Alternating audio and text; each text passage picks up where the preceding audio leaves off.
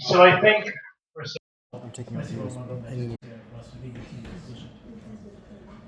Um, I think we're going to speak in English, and I think first, before my dad and I start talking about having a little bit of a dialogue, I think it's useful to just do a little bit of historical table setting.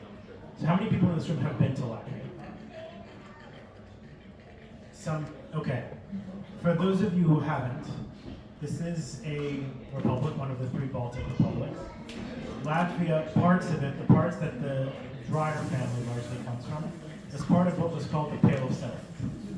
These are territories that were originally part of the Polish-Lithuanian Commonwealth, and then in the 18th century, when the Polish-Lithuanian Commonwealth was gradually carved up bit by bit, part to Russia, part to Austria, part to Germany, that part ended up in Russia, as did millions of other Jews. And overnight, the Russian Empire, which before the late 18th century had pretty much no Jews living in it whatsoever, ends up with the world's largest Jewish population almost overnight. The Jewish population of Latgale, which is the place where the Dryers are from, which is in the easternmost corner of Latvia. From what we understand, the earliest place that the Dryers are recorded is in a little town called Pasine, which is about a kilometer away from what is currently the Latvian-Russian border. Zilupe is where they go in the beginning of the 20th century. Originally, they're in Pasine, which is about 12 kilometers away. So, as far as we know, the Dreyer family has been in Latvia from at least the 18th century. The Jewish population of Latvia had a very different experience in a lot of ways than Jews who lived in other parts of the Russian Empire. The local population, the non-Jewish population in this area, was significantly less violent towards the Jews than the population in other parts of the Russian Empire.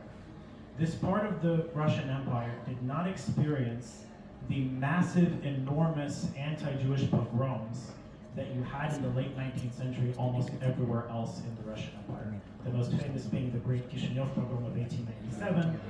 Then you have the huge pogrom of Odessa in 1901. The Jewish population of this area did not experience as much violence also during the Russian Civil War between 1917 and 1921, when, for instance, 100,000 Jews died in Ukraine at the hands of the Ukrainian nationalists. So when Latvia declares independence in 1919, you have about 70 to 90,000 Jews living there. This is a very diverse community religiously. You have, in the eastern part of Latvia, you have a lot of more traditional Jews. You have some, thank you. In Riga, you have a mix of Reform Jews who are influenced by the very Germanic sort of influence culturally, because up until city with either a German majority population or a very sizable German minority. I believe around the time of the World War II breaking out, something like 30% to 40% of the Riga's population was ethnically German. The Jews are extremely well integrated into society in the Latvian Republic. You have, and up until the middle of the 30s, Latvia was a fully fledged European democracy. You had Jewish members of the Latvian parliament, the Saimenas. One of them, a very interesting character named Mordechai Narduk, you can read about him later, is the only person who ends up serving in both a pre-war European parliament and then in the Knesset. He ends up also serving as a minister in the early 1950s in Israel. It is a very Zionist community. There are a lot of Orthodox traditional Jews, ranging from Hasidim to more Litvish. The majority of the population is Litvak, follows the traditions of the non-Hasidic rabbis that largely were based in Vilna, now the capital of Lithuania.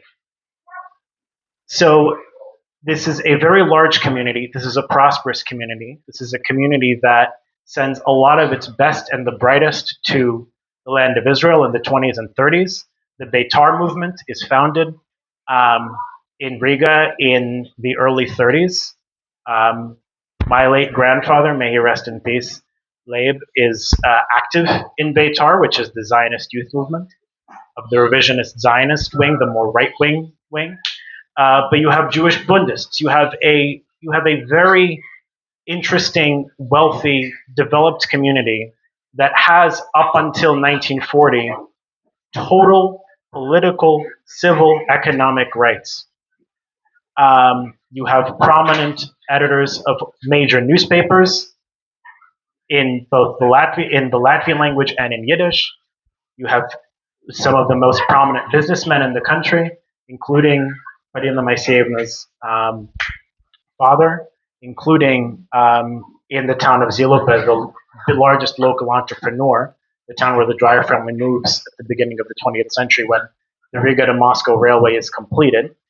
Our late great-great-grandfather, Noach Dreyer, who was by far the largest entrepreneur in the city, the man who owned the largest general store, a man who owned he owned a large he had a kosher butcher business as well. What else did he have?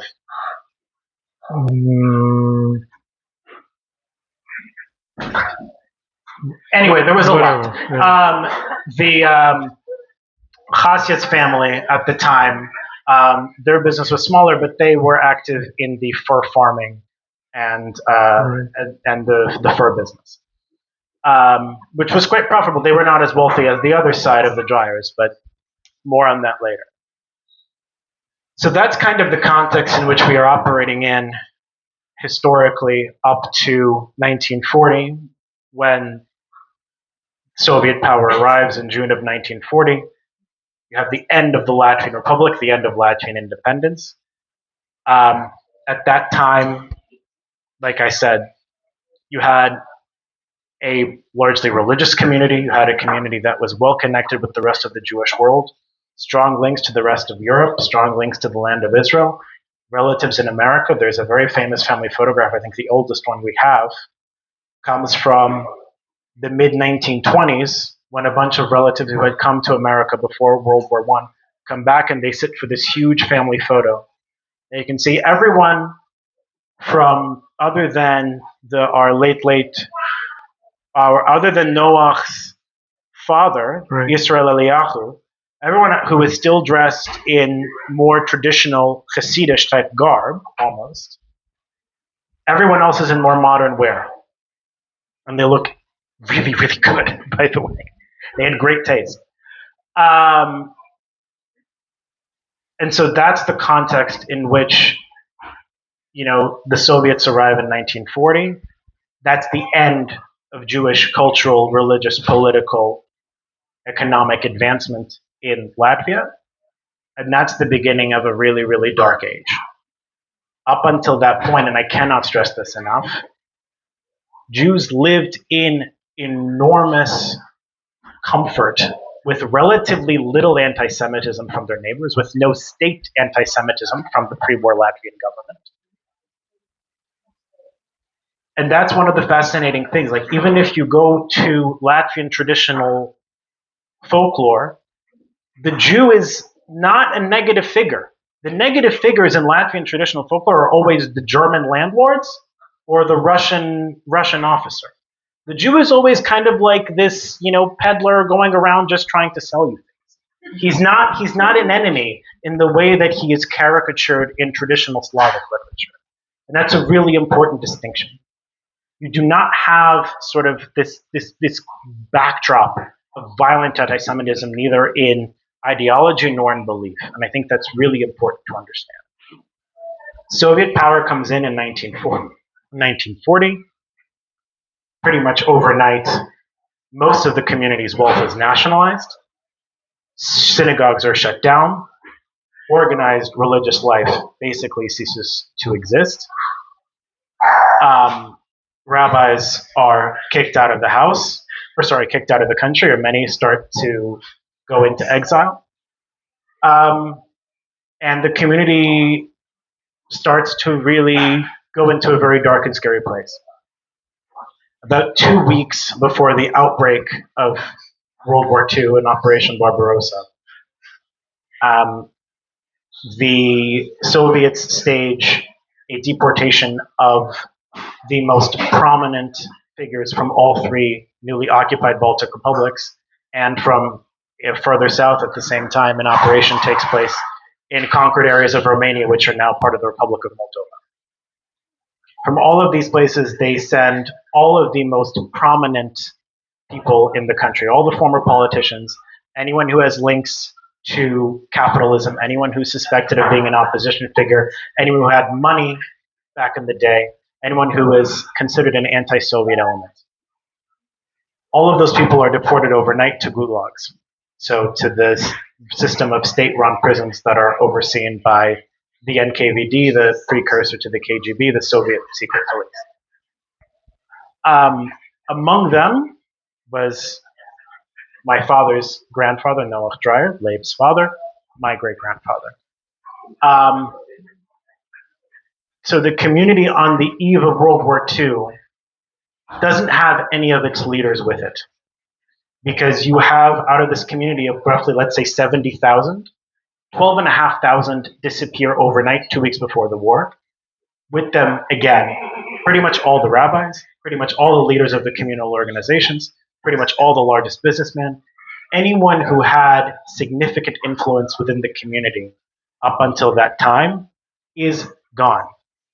And that's one of the reasons why June 1940, when the Nazis storm across the Nazi-Soviet border, which at the time, remember, they had been friends, Nazi-Ribbentrop Pact, from 1939 up until 1941, the Nazis and the Soviets were allies. When the Nazis storm across, you have a community that is completely and totally terrified, that has in the last 2 weeks just lost most of its most prominent members. What did I miss so far? No, you didn't miss. I don't think you missed anything. Just a couple of points that I wanted to stress. So, from my late father's memories, right?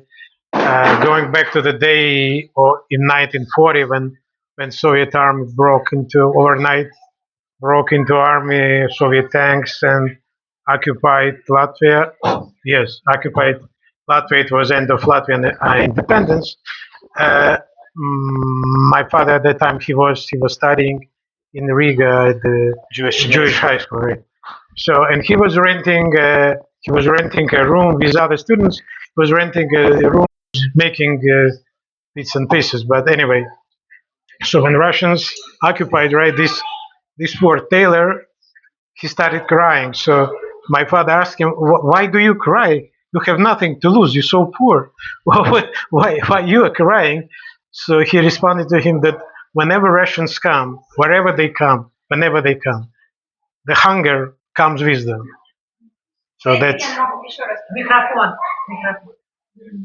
okay. So when the Russians occupied Riga in August of 1940, the landlord from whom my father was at that time was studying in Riga in Jewish high school, he was renting a room from him. So this poor tailor started crying.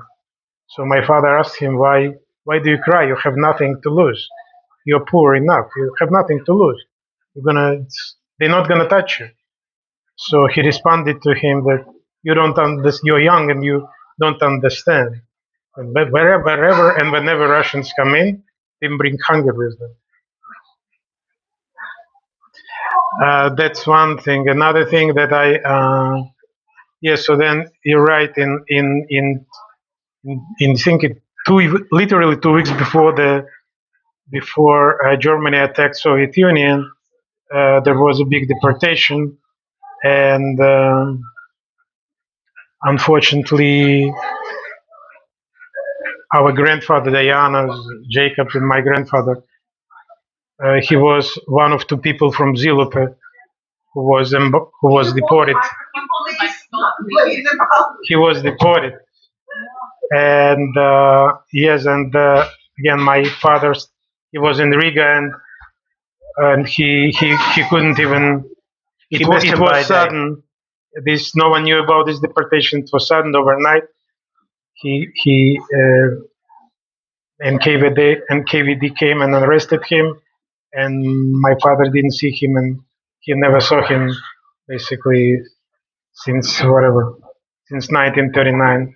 He didn't see him. So, He missed him by a day because of final exams. right. You can talk about why he was deported exactly. Sure, he was deported because he was the largest businessman in town, and he was someone who had many in Zilupa. In Zilupa, which, like I said, the reason why Zilupa was an important commercial destination is because Zilupa was the last station on the Riga to Moscow railway that was in Latvia. So it was a customs checkpoint. So, especially in the 1930s, when the Soviet economy was going through hell, there was an enormous amount of black market commerce happening in that town, which made a lot of people, including our great grandfather, very, very wealthy. Right?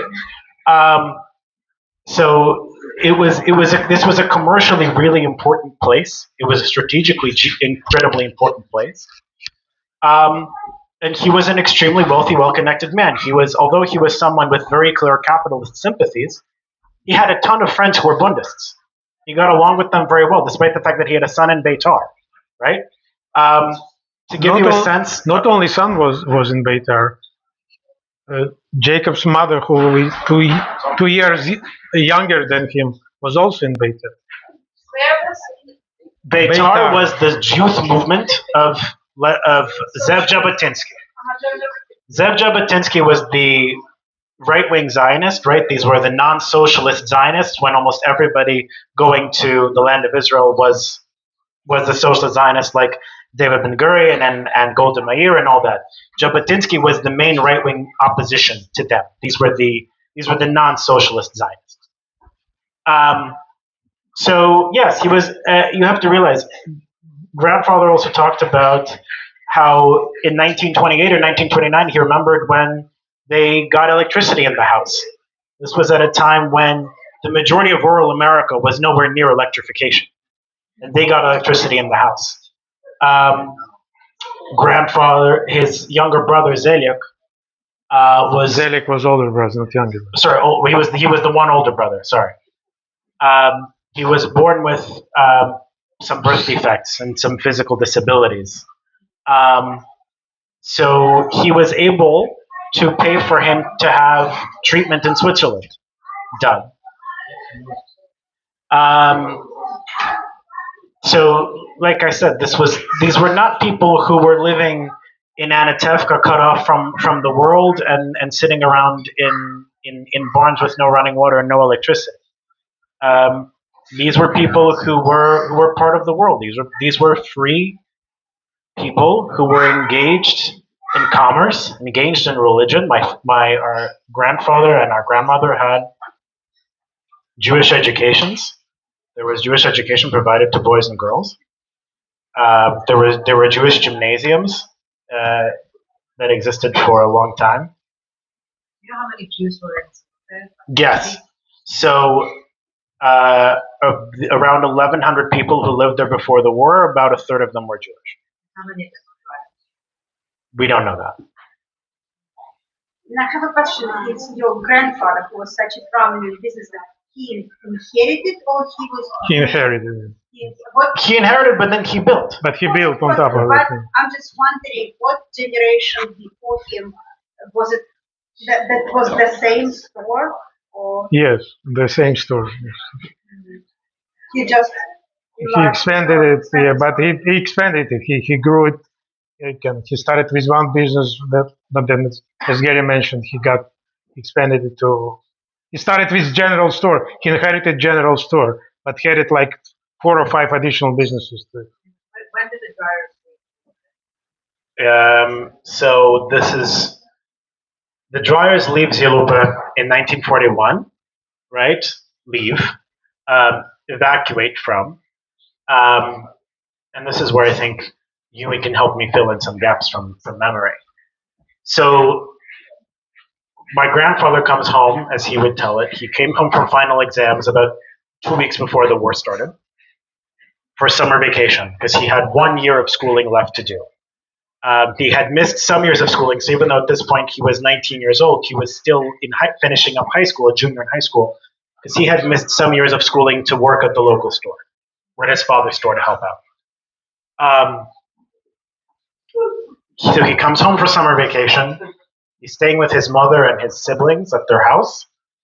And he and his brother Isaac were riding their bicycles in the forest around town, and out of nowhere they hear planes overhead on the very first day of Barbarossa.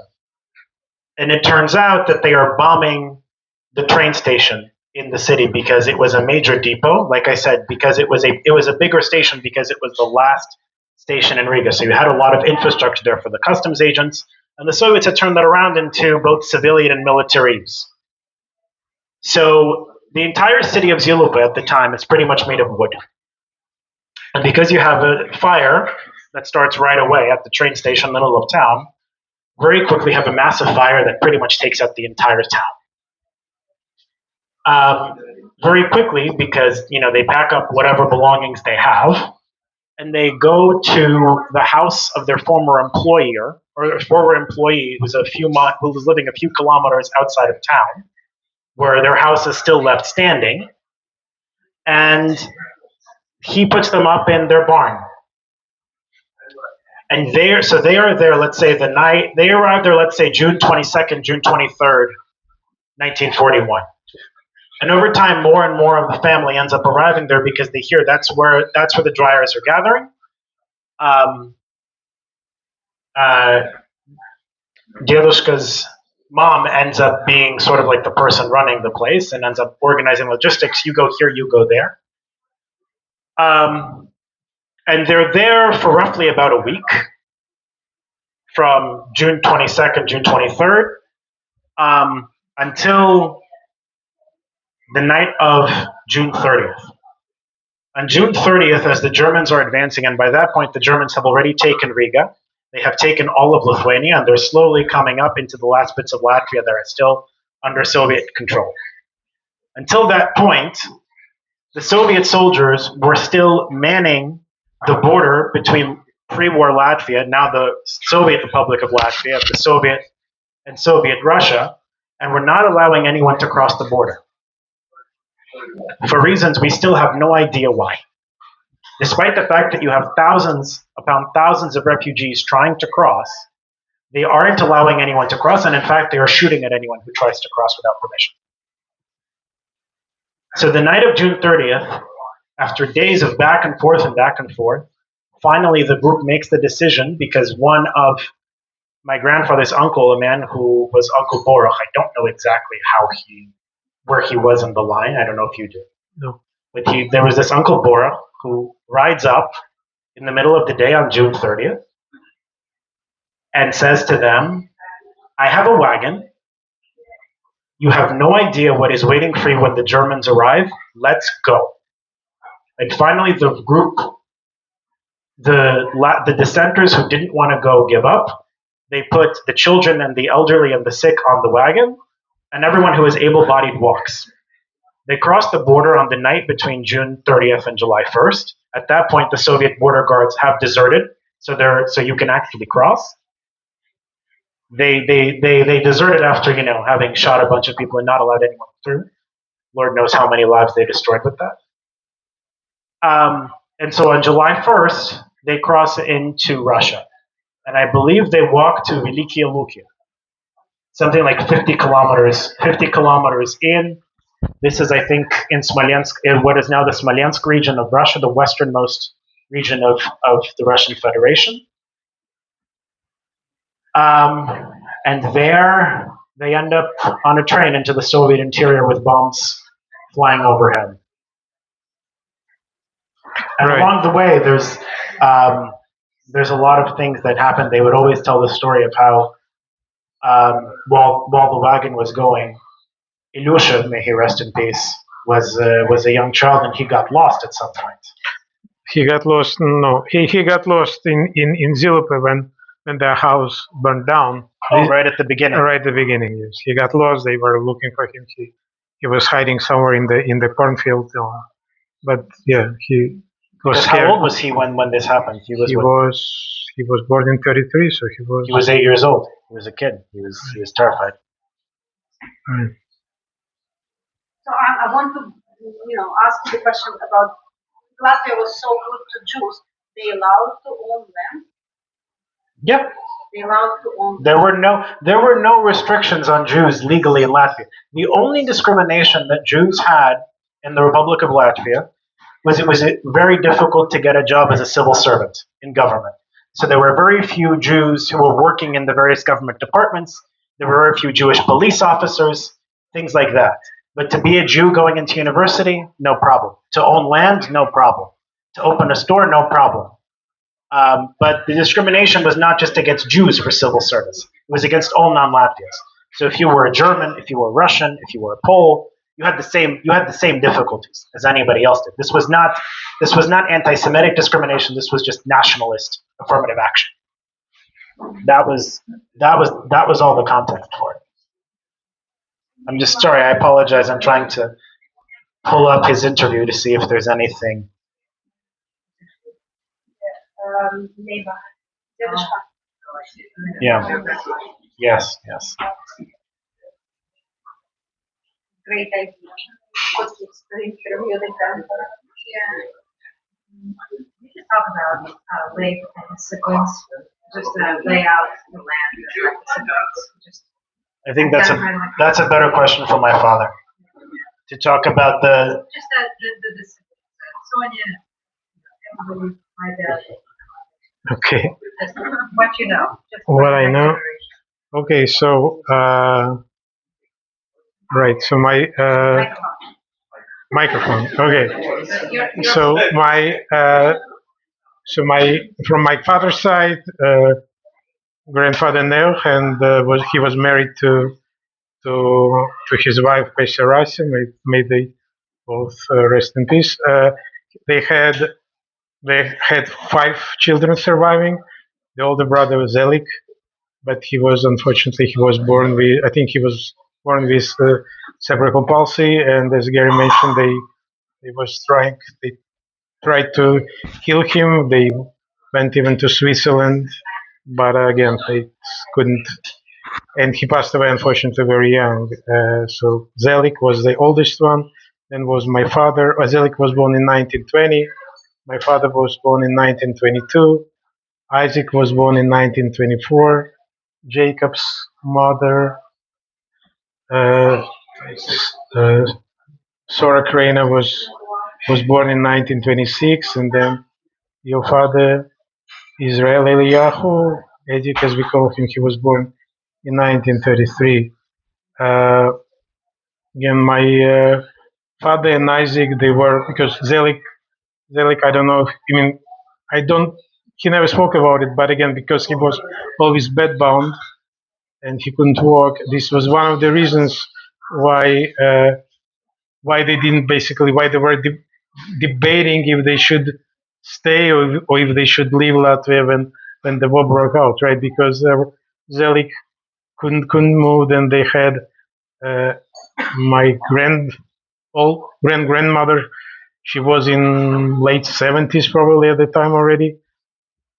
She also was couldn't move, so that was one main reason why they were debating, if not that they were debating, because they knew that they couldn't live with them, right? So how either they should leave them in Zilupe and others leave, or that was a dilemma until this borough showed up with a wagon, and they put Zelik, and then And the grandmother. grandmother with small children, and then the mothers with small children. They put them on the wagon, and the others were walking along the wagon to Russian border. Um, then also, while they were waiting at the border, there was a there was a one of the truck with Russian soldiers was passing by, and somehow they, So I don't know. I have that You here. have it, okay. I got my dates a little bit wrong. They left on the night of July 1st to July 2nd. not the night of June 30th to July 1st. It was off by 24 hours. I apologize. You're forgiven. Thank you. But so this is I'm just gonna read if you'll with your permission. So we left on the night of July 1st to July 2nd. We took some food and supplies that the Christians who had housed us were kind enough to provide and headed eastward. We put my grandmother, Uncle Borok's wife, and my ill brother in the cart. However, the rest of us had to walk. Earlier in the war, it was impossible to cross the border because the guards strictly did not allow passage into Russia. When we arrived at the border that night, though, the watchtowers and the border guard booth were deserted, as apparently the guards had fled themselves. By morning, we were already 30 kilometers inside Russia. On the 4th of July, we came to a town whose name I cannot remember, but it was definitely somewhere in the Pskov Oblast. Soldiers were loading convoys with the elderly, women, and children and supposedly taking them to Veliky Luki. We loaded most of our group, 10 people in fact, onto this convoy. We arrived in Veliky Luki 3 days later, on the 7th of July. Of course, we immediately headed to the train station and began searching for them. At the train station, we began asking if people had seen them or knew where they were. We tried calling out their names and showing people their photographs. But this proved fruitless. After hours of searching, the 6 who remained in our group began to lose hope. However, just then, we saw a Jewish policeman from Ziluba who we had known for years. He told us they had been waiting at the station for us for 3 days until the police at the station made them board a train, as they had to clear some of the refugees who were overflowing the station. After conversing among ourselves, we decided that the best strategy would be for us to board the next eastbound train and then figure out how to reunite with the rest of the group when we arrived at our destination. There was no such thing as a train schedule at this time of panic. No one knew when the next train was coming, where it was heading, and how long it would be until the next one arrived. And besides that, they could often be days behind or ahead of schedule. So we got in the next station which arrived, and it took us to a station not far from Tyumen in Siberia. The ride itself was not the worst for the non-existent standards of comfort that existed in wartime, particularly in the USSR during the beginning of the German onslaught. We ended up in an open cargo car, which fortunately was not terribly overfilled. I cannot say that it was very pleasant, as one was in fear of or in the process of ducking from German bombs being dropped from overhead. But there was enough room for everyone and our belongings, and we did not have to be separated. And because it was a cargo wagon, it had long, wide shelves which could be slept on. We arrived at a kolkhoz, a Soviet collective farm, not far from Tyumen, which was run by a former kulak, or a wealthy peasant opposed to the communist. He had been exiled to Siberia by Stalin from European Russia, and obviously did not like the communists very much. Thankfully, not only was he not an anti-Semite as we feared, but when he found out we were from Latvia, he was more than welcoming and treated all the members of our group very kindly. He gave us a large, reasonably well-furnished 2-story farmhouse that had a good-sized yard and a barn. But the rest of our lives, though, were not as pleasant. Food was of low quality and not in much variety of large supply. The weather conditions were unforgiving, and working the land there was not easy. In addition, the general standard of living there was rather poor. Around late August or early September, we became aware of an agency which reunited families separated while fleeing eastward. As soon as we were able to get our hands on one of us submitted a form to this agency that stated our address, health status, and how we were getting on in general. By early October, we had a response from the other group, apparently that had wound up at a kolkhoz in Tatarstan. However, there was a slight problem. There were supposed to be 10 of them, but what they wrote back was, all 9 are alive and well. This sentence really scared us as we jumped to the conclusion that the weakest and most elderly among them, my grandmother, had passed away. Immediately, we inquired as to their address, and we wrote them a telegram about why they had said 9 and not 10. But we received a reply. Apparently, thankfully, it had been a clerical error by someone at the agency. All were alive, and thank goodness, still well. And then after that, my grandfather goes out as a scout to Tatarstan to try to reunite the family. They went to the train station, and he tried to buy a train ticket to Tatarstan, but the furthest he could buy a ticket to was to Yekaterinburg. Um, and then he describes what happens when he arrives at Yekaterinburg station. When I arrived there, I experienced nothing short of horror. There was an awful stench in the air. People were lying everywhere, piled one on top of the other. One could hear people's names being shouted, crying children, the elderly praying to God, all in an infinite number of languages. After speaking with a few people, I found out that they were refugees from areas already either occupied by the Germans or on the verge of being occupied. Universally, they had told me they had been waiting for months to get out of there, and for whatever reason, were unable to. As I was wandering around thinking about what to do, I felt a tap on my shoulder. I about faced and found myself looking at one of the policemen on the station. He motioned for me to follow him, and I complied. I was petrified. I was a 19-year-old kid with no documents on him, with my nearest family members a few hundred kilometers away, and a Jew on top of it all. All at a time when tens of thousands of others, many even younger than I, were being shipped out of every corner of the USSR every day, most of them never to return home from the front. After pushing and shoving our way through that crowd for those seemingly never endless few minutes, we approached the police booth at the end of the station.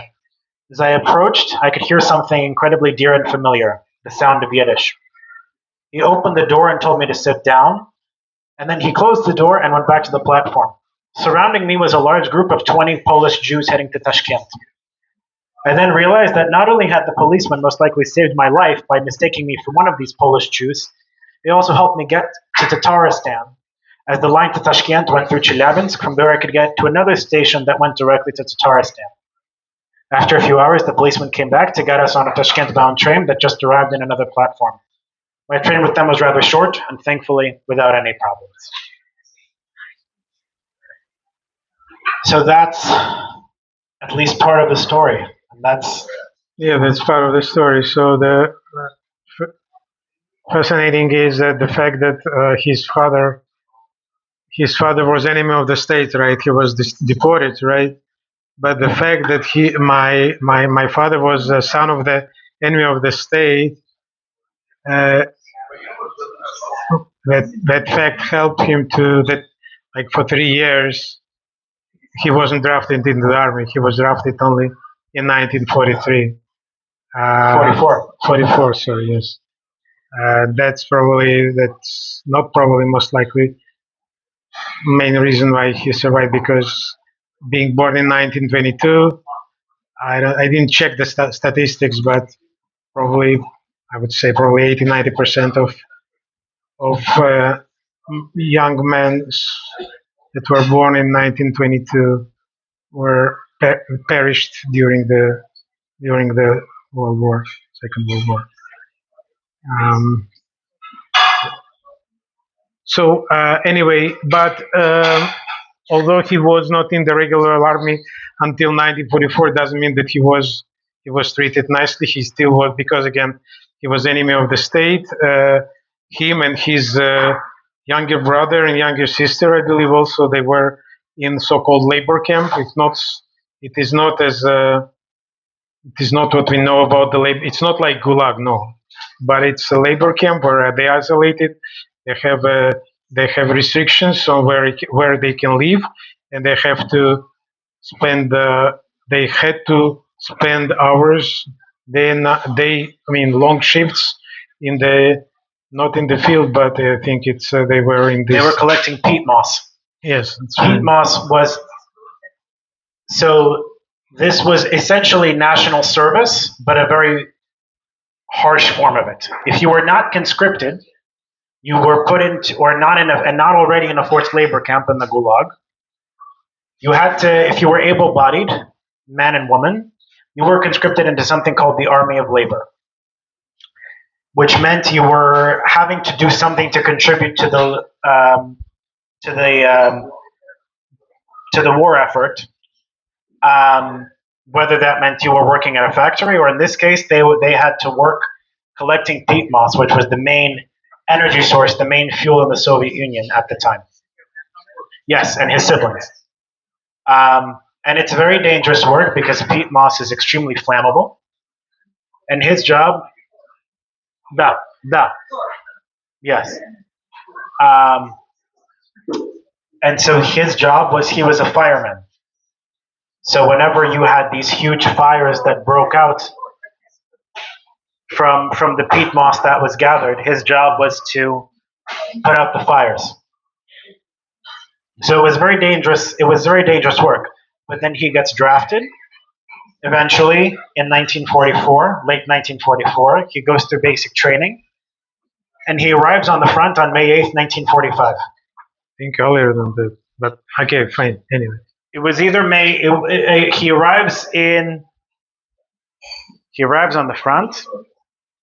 Wrote this down. okay, fine, whatever. Okay, that's good.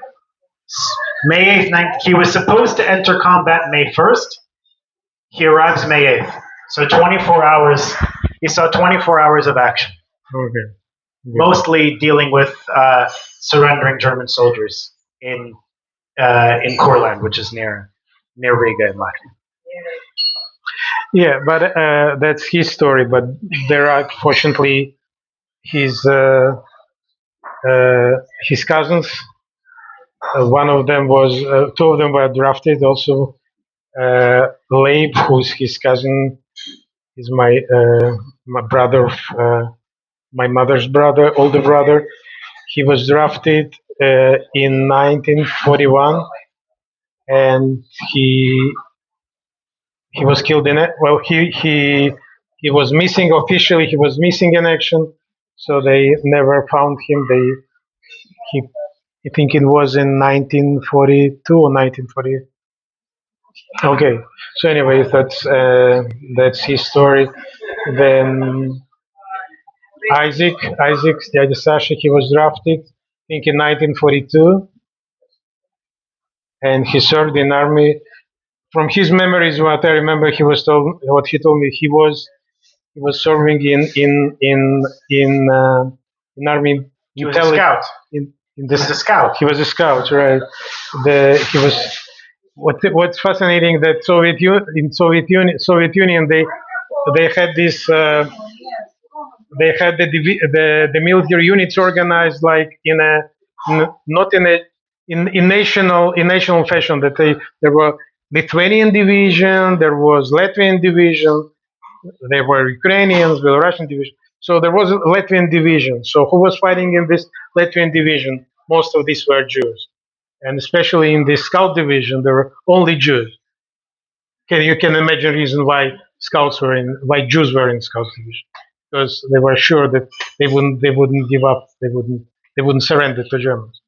So that's the story. Great job. Scout. Hmm? Scout. Разведчик. Я как штат. Нет, я разведчик. Разведчик.